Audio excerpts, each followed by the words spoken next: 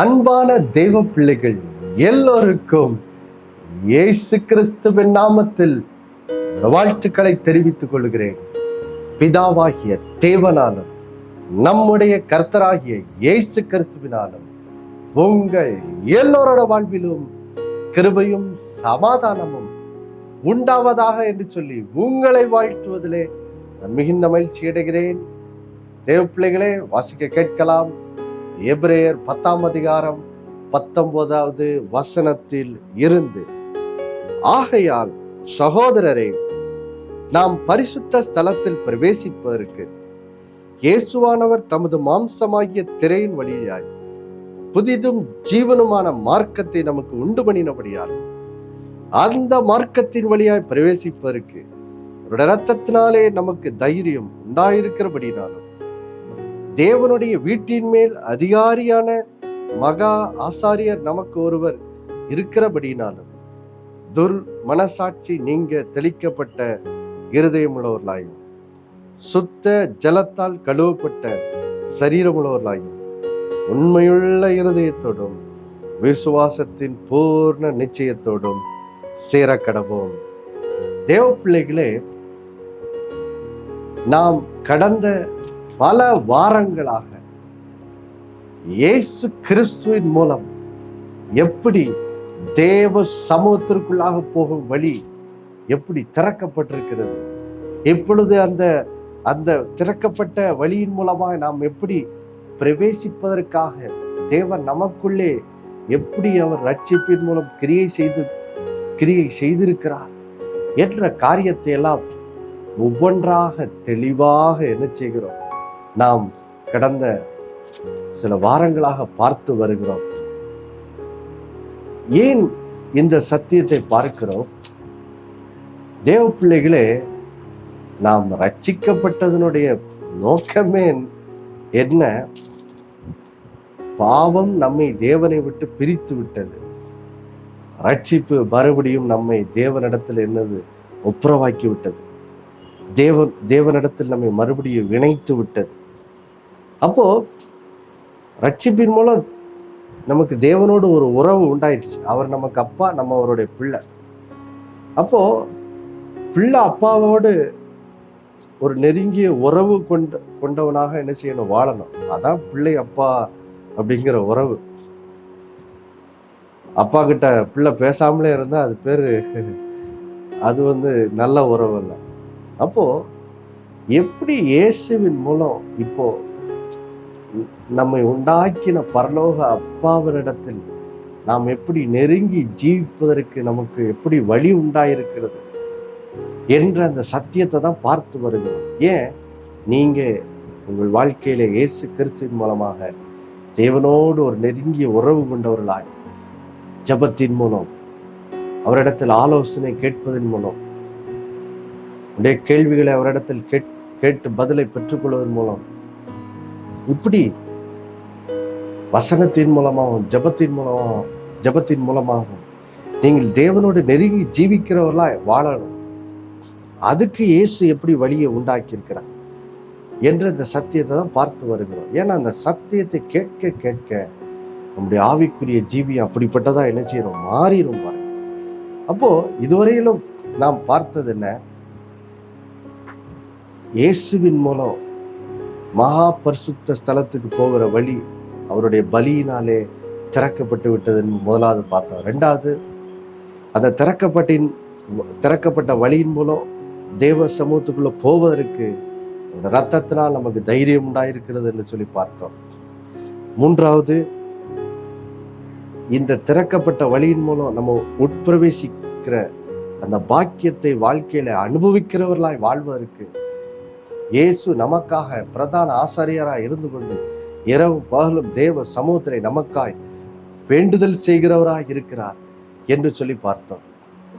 இப்போ அந்த தேவனுடைய அழைப்புக்கு தேவ சமூகத்துக்குள்ளே பிரவேசியுங்கள், வாருங்கள், தேவனுடைய சமூகத்திலே சேருங்கள் என்று சொல்லுகிற அந்த தேவ அழைப்புக்கு நம்ம கீழ்ப்படுகிறவர்களாய் மாற நம்முடைய வாழ்க்கையிலும், நம்முடைய இருதயத்திலே, நம்முடைய செய்கையிலே இவைகளெல்லாம் மாற்றுவதற்கும் தேவன் ஆச்சரியமான கிரியை ரட்சிப்புல என்ன செய்கிறார்? செய்திருக்கிறார்.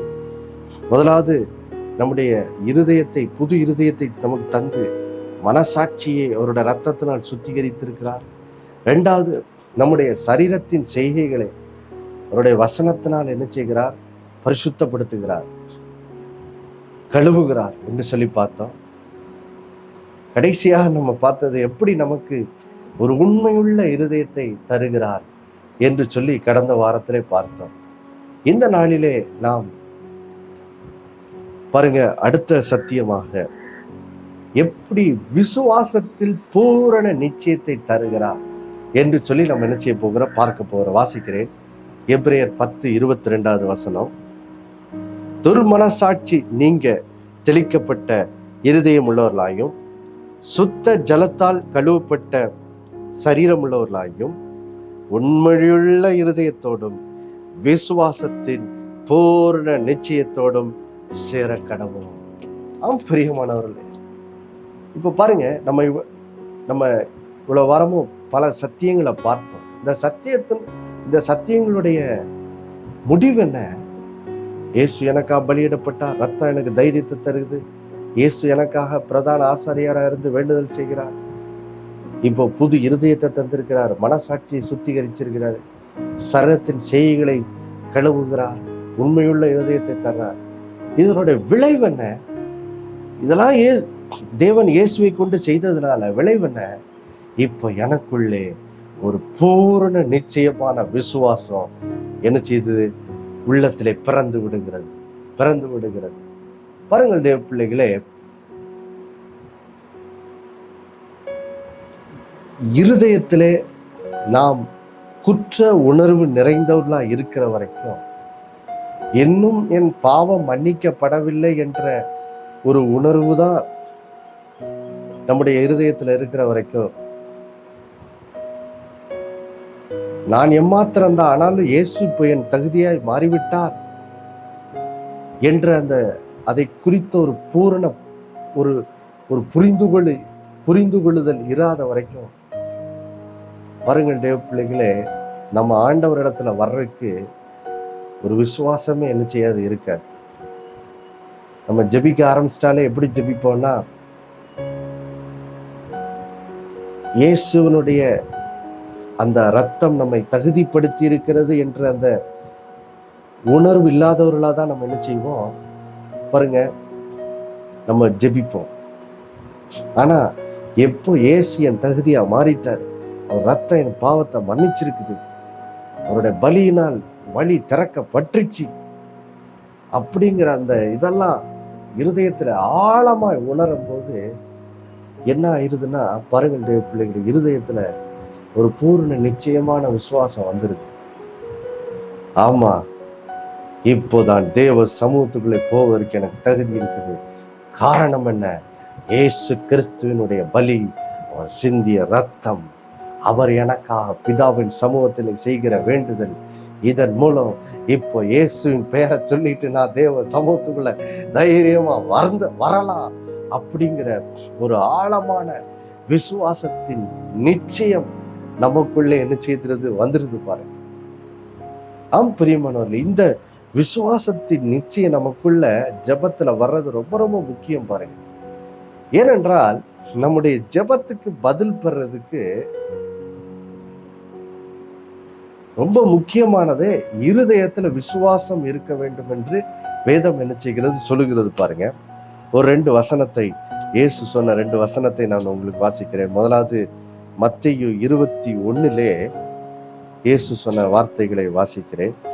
மத்தேயு 21, மத்தேயு 21, 22. மேலும் நீங்கள் விசுவாச முள்ளவர்களாய் ஜபத்தில் எவைகளை கேட்பீர்களோ அவைகளை எல்லாம் பெறுவீர்கள் என்றார். பாருங்க, இயேசு ஜபத்தை குறித்து என்ன சொல்றாரு பாருங்க. என்ன சொல்றாரு? நீங்கள் விசுவாசம் உள்ளவர்களாய் ஜபத்திலே எவைகளை கேட்பீர்களோ. அப்ப பாருங்க, சும்மா ஜபத்துல சும்மா வேண்டுதலை சொன்னா பதில் வரும் அப்படின்னு போடல. ஆண்டவர் சொல்றாரு, ஜபத்துல வரும்போது எது ரொம்ப முக்கியமா, நீங்க விசுவாசம் உள்ளவர்களா? என்ன விசுவாசம்? எங்க அப்பாட்ட வந்து பேசுறேன், எங்க அப்பா என் ஜெபத்தை கேட்கிறார், எனக்கு பதில் தருவார். ஏன்னா நான் ஜெபிக்கிறது ஏன் இஷ்டப்படி ஜெபிக்கல, அவருடைய சித்தப்படி, அவரோட வசனம் எனக்கு எப்படி கற்பிச்சிருக்கோ அதன்படி நான் ஜெபிக்கிறேன் அப்படின்னு சொல்லி ஆண்டோடைய வசனத்தின் மூலம் நமக்குள்ளே ஒரு விசுவாசம் வருது பாத்தீங்களா? அந்த விசுவாசமுடையவர்களாய் இப்ப நம்ம தேவனை நோக்கி நம்முடைய விண்ணப்பங்களை சொல்லி ஜெபிக்கும் போதுதான் இப்ப நம்ம ஜபத்துல எவைகளையெல்லாம் கேட்கிறோமோ அவைகளையெல்லாம் பெற்றுக்கொள்வோம். ஆண்டவர் என்ன செய்யறாரு சொல்றாரு பாருங்க. இதை திரும்பவும் இயேசு மார்க் 11:24 சொல்றாரு பாருங்க. மார்க் 11:24 மறுபடியும் இதே காரியத்தை இயேசு சொல்றாரு.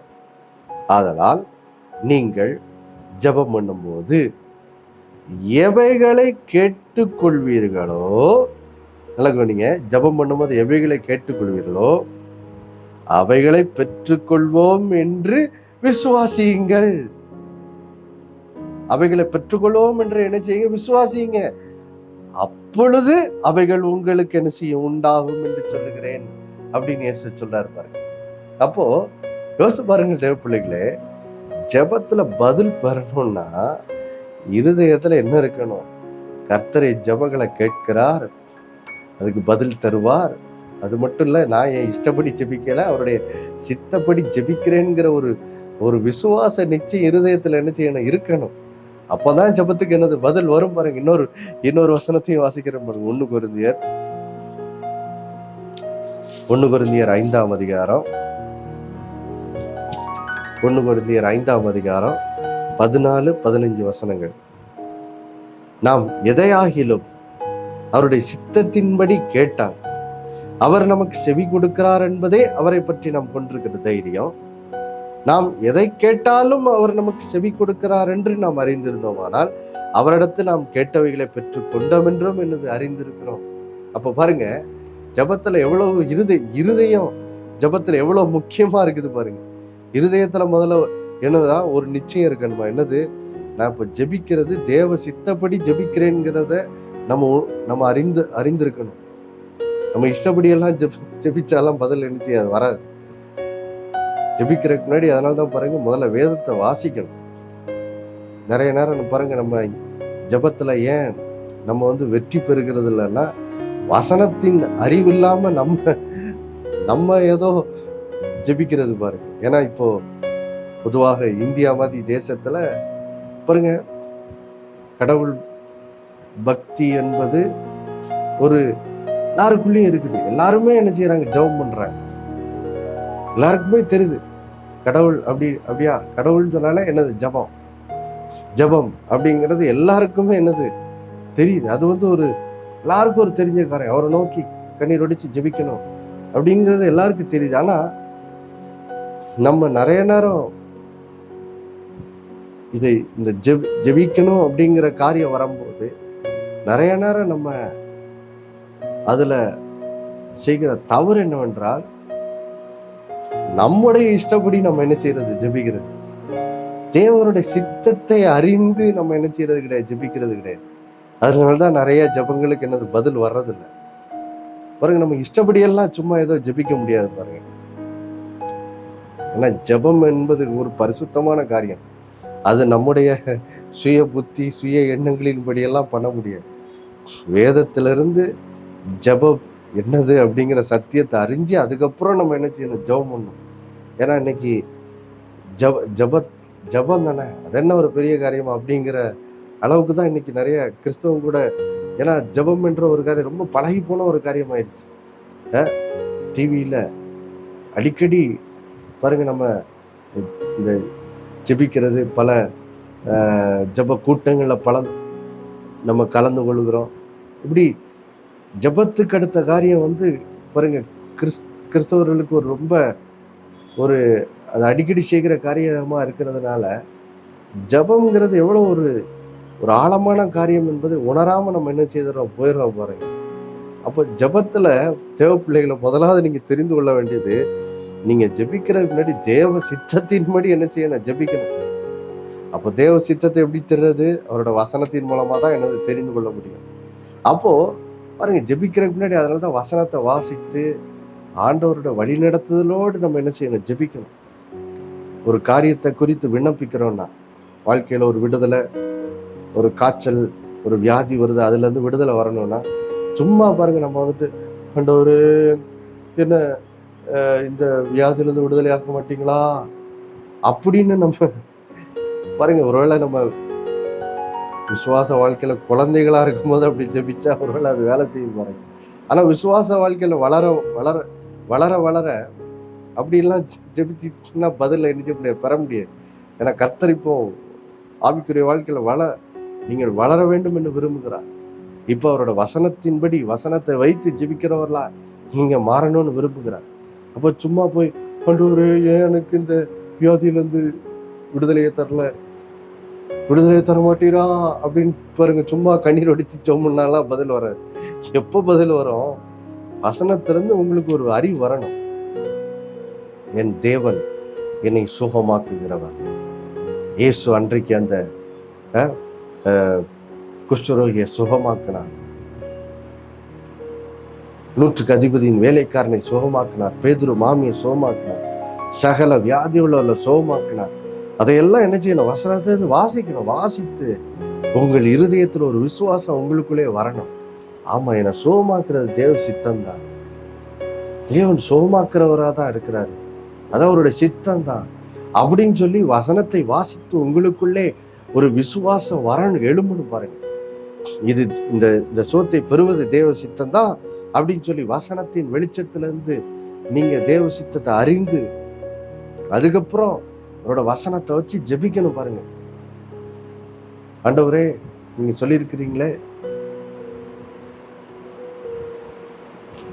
என் நாமத்தினாலே பிதாவினிடத்தில் கேட்டுக்கொள்வது எதுவோ விசுவாசம் உள்ளவர்களா எவைகளை கேட்பீர்களோ அவர்களை தருவேன்னு சொல்லியிருக்கீங்களே. உங்களோட வார்த்தையிலேருந்து பார்க்கிறேன், நீங்க சுகமாக்குறது கர்த்தர் தான். 2000 ஆண்டுக்கு முன்னாடி சுகமாக்குறீங்க, அப்போ இன்றும் எனக்கு சுகமாக்குறவர் தான் அப்படின்னு சொல்லி நான் விசுவாசிக்கிறேன்னு சொல்லி வசனத்திலிருந்து தேவ சித்தத்தை அறிந்து அவரோட வாக்கு தத்தங்களை வைத்து இப்ப நம்ம ஜெபிக்கும் போது இப்ப பாருங்க உள்ளத்துல என்ன இருக்குது? விசுவாசம் இருக்குது. அப்போ இப்படி வசனத்திலிருந்து தேவ சித்தத்தை அறிந்து வசனத்தின் மூலம் உண்டான விசுவாசத்தினால நிறைந்து ஜெபிக்கும் போது இப்போ உங்களுக்கு என்ன செய்யுது? விளங்குது. ஆஹா, நான் தேவ சித்தத்தின்படி கேட்கிறதுனால அவர் எனக்கு என்ன செய்கிறார்? செவி கொடுக்கிறார் என்று நமக்கு என்னது ஒரு தைரியம் வருது. அப்போ அவர் செவி கொடுக்கிறார் என்றால் நான் கண்டிப்பா கேட்ட விண்ணப்பத்துக்கு அவர் பதிலும் அளிப்பார் என்ற ஒரு நிச்சயம் நமக்குள்ள என்ன செய்து வந்துருது பாருங்க. அப்போ பாருங்கள் தேவ பிள்ளைகளே, ஜபத்துல இப்படி நம்முடைய இருதயம் தேவ சித்தத்தை அறிந்து தேவனுடைய வசனத்தினால் வருகிற விசுவாசத்தினால் நிரம்பினவர்களாய் நாம் ஜெபிப்பது ரொம்ப ரொம்ப எனது முக்கியமா இருக்குது. அப்போதான் நம்முடைய ஜபங்களுக்கு என்னது பதில் வரும். இல்லைன்னா நம்முடைய ஜபங்களுக்கு என்னது பதில் வராது பாருங்க. அப்போ இந்த விசுவாசம் ஜபிக்கும் போது இருதயத்துல விசுவாசம் உள்ளவர்களாய் நம்ம ஜெபிக்கணும்னா அப்போ முதலாவது பாருங்க, இந்த இப்படி கர்த்தரை நோக்கி ஜெபிப்பதற்கு கர்த்தர் எனக்கு எப்படி வழியை உண்டாக்கி வைத்திருக்கிறார். நான் எப்படி தகுதியற்றவனா இருந்தேன், தேவ சமூகத்தோட்டு விலகி ஓடினவனா இருந்தேன், என்னை எப்படி இயேசு மாற்றி இப்படி தேவ சமூகத்துக்கு வந்து ஜெபிப்பதற்கு என்னை எப்படி தகுதியுள்ளவரா மாற்றியிருக்கிறார் என்பதை அந்த இயேசுவனுடைய பலியை குறித்த அறிவு, அவருடைய இரத்தத்தை குறித்த அறிவு, எனக்காக இப்போ எப்படி இயேசு வேண்டுதல் செய்கிறார், எப்படி என் இருதயத்தை மாற்றி இருக்கிறார், அவருடைய ரத்தம் என்னை எப்படி என் மனசாட்சியை சுத்திகரித்திருக்கிறது, எப்படி எனக்கு ஒரு உண்மையுள்ள இருதயத்தை தந்திருக்கிறார், சரீரத்தின் செய்கைகளை எப்படி கழுவி இருக்கிறார், இதையெல்லாம் இந்த சத்தியத்தை எல்லாம் உணரும் போதுதான் பாருங்க இப்போ இருதயத்துல என்ன வந்துடுது? ஒரு பூரண நிச்சய விசுவாசம் வந்துடுது. ஏன்னா இப்போ நான் சும்மா ஜெபிக்கல, ஒரு உணர்வுள்ள இருதயத்தோடு ஜெபிக்கிறேன். இந்த உணர்வுள்ள இருதயம் தான் எனக்குள்ள விசுவாசத்தை ஆழமா நிச்சயிக்குது, கொண்டு வருது பாருங்க.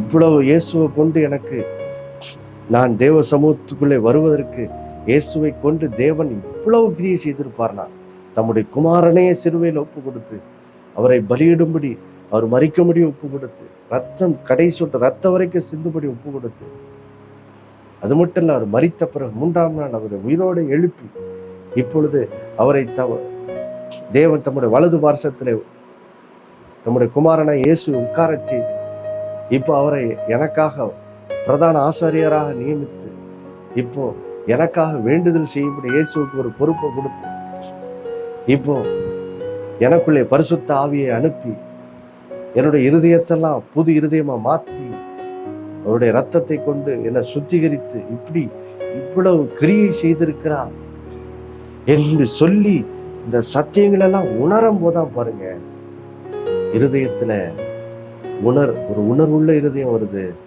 விசுவாசம் உள்ள இருதயமும் என்ன செய்து வருது, இருதயத்துல ஒரு விசுவாசம் இப்ப நிரம்புது. இவ்வளவு செய்திருப்பாருன்னா என் ஜெபத்துக்கு எப்படி பதில் கொடுக்காம இருப்பார்? கண்டிப்பா பதில் கொடுப்பார். அது மட்டும் இல்ல, என் ஜெபத்தை அவர் கேட்பார் அப்படிங்கிற ஒரு ஆழமான விசுவாசம் என்ன செய்து வந்துருது பாருங்க. அப்போ இந்த பூரண நிச்சயமுள்ள விசுவாசம் வந்த உடனே இப்போ பாருங்க, நம்ம ஜெபங்களுக்கு பதில் பெறது ரொம்ப லகுவா என்ன செய்து ஆயிடுது பாருங்க. இதுக்கு பெரிய எடுத்துக்காட்டே நம்முடைய விசுவாச தகப்பன் ஆபிரகாம் தான் பாருங்க. ரோமர் 4ஆம் அதிகாரம் 21வது வசனத்தை உங்களுக்கு வாசிக்கிறேன் பாருங்கள். ரோமர் 4:21, தேவன் வாக்குத்தத்தம் பண்ணினதை நிறைவேற்ற வல்லவரா இருக்கிறார் என்று முழு நிச்சயமாய் நம்பி தேவனை மகிமைப்படுத்தி விசுவாசத்தில் வல்லவரானார். அருங்களுடைய பிள்ளைகளே, ஆபிரகாமோட வாழ்க்கையில அவன் ஈசாக்கை குறித்த அந்த வாக்குத்தத்தம், அந்த ஈசாக்கு என்னும் பிள்ளையை பெற்றெடுத்தல், அந்த அந்த வாக்கு தத்தத்தின் நிறைவேறுதலை பெற்றுக்கொள்றதுக்கு ஆபிரகாமுக்கு 25 வருஷம் ஆச்சு. ஏன் 25 வருஷம் ஆச்சு? ஏன்னா முதல் சில வருஷங்கள் அவருடைய இருதயத்துல பாருங்க, முதல்ல அவருக்குள்ள ஒரு விசுவாசம் ஆண்டவரோட வார்த்தையின் மூலம் வந்துச்சு. ஆனா அந்த வாக்கு தத்தம் நிறைவேற கொஞ்சம் பொறுமையாய் காத்திருந்த காலத்துல காலம் செல்ல செல்ல அந்த விசுவாசம் என்ன செய்திருச்சு, கொஞ்சம் கொஞ்சமா அவரை விட்டு போயிட்டு அவருடைய இருதயமும் பார்த்தீங்கன்னா சும்மா வெறும் ஏங்குகிற இருதயமா இருந்துச்சு. ஆண்டவருடைய வாக்கு தத்தத்தை குறித்து, அந்த வாக்கு தத்தத்தின் மூலம் தேவருடைய சித்தத்தை குறித்து அந்த அந்த அறிவு அவருடைய இருதயத்துல இல்லாம போயிடுச்சு பாருங்க. பொறுமையா காத்திருந்த காலத்துல அவர் சொன்ன வாக்கு தத்துவம், அதன் மூலம் அதுல இருந்த தேவ சித்தத்தை குறித்த தெளிவான அறிவு, அதையெல்லாம் கொஞ்சம் காலங்கள் செல்ல அதெல்லாம் அவர் என்ன செய்யிட்டாரு, மறந்துட்டார். ஆண்டோட வாக்கு தத்துவத்தை மறந்துட்டாரு. அதன் மூலம் தேவனுடைய சித்தத்தை குறித்த அறிவை அவர் மறந்துட்டாரு. அதனால அவருடைய இருதயத்துல காலம் செல்ல விசுவாசமும் இல்லாம என்ன செய்திருச்சு, போயிடுச்சு பாரு. ஆனா அவர் 99 வயதா இருக்கும்போது கர்த்தர் மறுபடியும் ஆபிரகாமை சந்திக்கிறார். தம்முடைய வார்த்தையை திரும்பவும் பேசுறார். ஆண்டோட வார்த்தையை ஆபிரகாம் பெற்றுக்கொள்கிறார். பெற்றுக்கொண்டவுடன் திரும்பவும் தேவ சித்தத்தை குறித்த அறிவு வருது. வாக்கு தத்தத்தை அவர் பற்றி கொள்ளுகிறார். வாக்கு தத்தத்தை பற்றி கொண்டவுடன் அவருக்கு தேவ சித்தத்தை குறித்த தெளிவான நிச்சயம் வந்துடுது. தேவ சித்தம் எனக்கு ஈசாக்க கொடுப்பதுதான் அப்படிங்கிற அந்த நிச்சயம் வந்துடுது. ஆண்டவர் பொய் சொல்ல மாட்டாருங்கிறத புரிந்து கொள்ளுகிறார். அது மட்டும் இல்ல, தன்னுடைய 99வது வயதிலும் ஆண்டவர் தனக்கு ஒரு பிள்ளையை கொடுப்பதற்கு அவர் வல்லவரா இருக்கிறார். தன்னுடைய மனைவியின் கற்பத்தை உயிர்ப்பிக்க அவர் வல்லவரா இருக்கிறார் என்ற ஒரு ஆழமான விசுவாசம் அவர் கர்த்தருடைய வார்த்தையின் மூலம் ஆபிரகாமுக்கு உண்டாயிருது பாருங்க. உண்டான உடன் பாருங்க அவருக்குள்ள ஒரு விசுவாசம் வந்துடுது. ரொம்ப 4:21 சொல்லிடுது, தேவன் வாக்கு தத்தம் பண்ணினதை நிறைவேற்ற வல்லவரா இருக்கிறார் என்று சொல்லி முழு நிச்சயமா என்னது நம்ப ஆரம்பிச்சிடுறாரு. முழு நிச்சயமா நம்புற உடனே தான் அற்புதம் என்னது நடந்து பாருங்க. 100வது வயதுல ஒரு பையனை பாருங்க சாராள் பாருங்க பெற்றெடுக்கிறார், ஈசாக்கை பெற்றெடுக்கிறார். ஆச்சரியமான ஒரு அற்புதம். ஆபிரகாமுடைய 100வது வயதுல அந்த அற்புதம் நடக்குது. ஏன்னா அந்த 99வது வயது ஆகும்போது பாருங்க, பல காலமா கிட்டத்தட்ட ஒரு 10 வருஷத்துக்கு மேல் ஆரம்பத்துல சில விசுவாசம் கொண்டிருந்தாரு. ஆனா காலம் செல்ல செல்ல அந்த விசுவாசம் போய் வாக்கு தத்துவம் மறந்து தேவ சித்தத்துல மறந்துடுறாரு.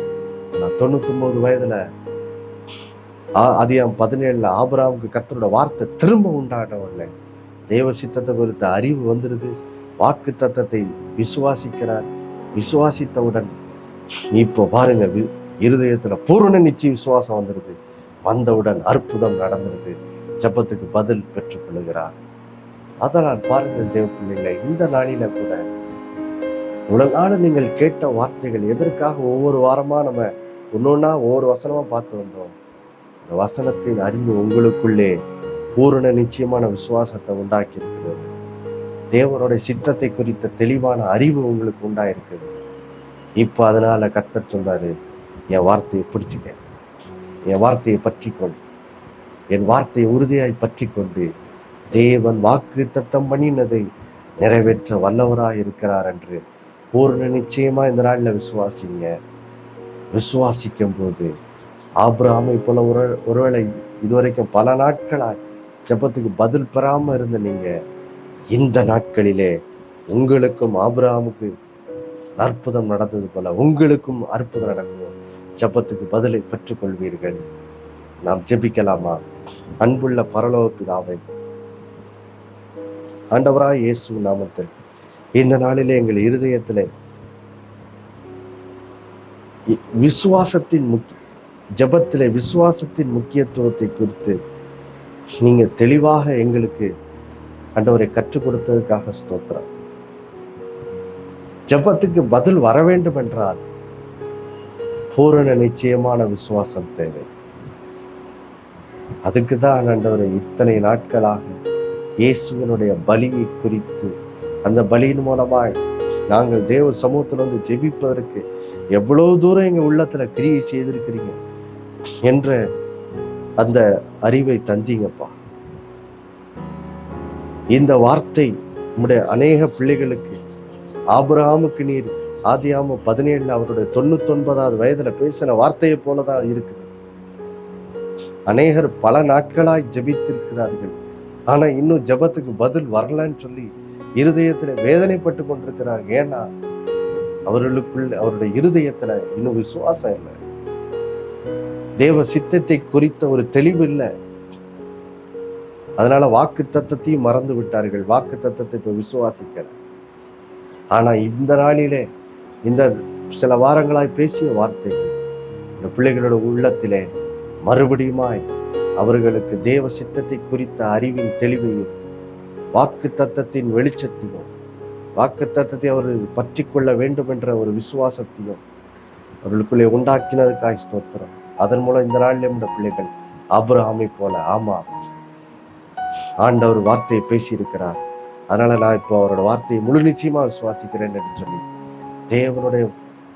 தேவன் வாக்கு தத்தம் பண்ணினதை நிறைவேற்ற அவர் முழு வல்லவரா இருக்கிறார் என்று சொல்லி இந்த நாளில் நம்முடைய பிள்ளைகள் முழு நிச்சயமாய் விசுவாசிக்கட்டும்.